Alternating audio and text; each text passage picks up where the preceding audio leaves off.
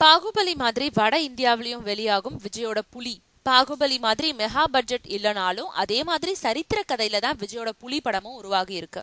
அதோடு இது வரைக்கும் விஜய் நடிச்ச படங்களை விட அதிக பட்ஜெட்ல இந்த படம் தயாராகி இருக்கு. அதோட இந்த படத்தோட கிராபிக்ஸ் பணிகளே 6 இடங்கள்ல இப்போ நடந்துகிட்டு இருக்கு. மேலும் விஜய் படங்கள்ல இது மெகா படம்ன்றதுனால படத்தை ஹிந்திலயும் டப் செஞ்சு வெளியிடணும்னு ஆரம்பத்திலேயே முடிவு செஞ்சுட்டாங்களாம். அதனாலதான் ஸ்ரீதேவிய முக்கிய கதாபாத்திரத்துல நடிக்க வச்சிருக்காங்க. அதோடு கன்னட நடிகர் சுதீப்ப முக்கிய வில்லனாக்கி இருக்காங்க. மேலும் தென்னிந்தியா மட்டும் இல்லாம வட இந்தியாவிலும் இப்போ பிரபலமாக இருக்கும் ஸ்ருதிஹாசன் நாயகியா நடிச்சிருக்கிறதுனால தென்னிந்திய அளவுக்கு வட இந்தியாவிலையும் புலி படத்துக்கு வரவேற்பு கிடைக்கும்னு எதிர்பார்க்கறாங்க.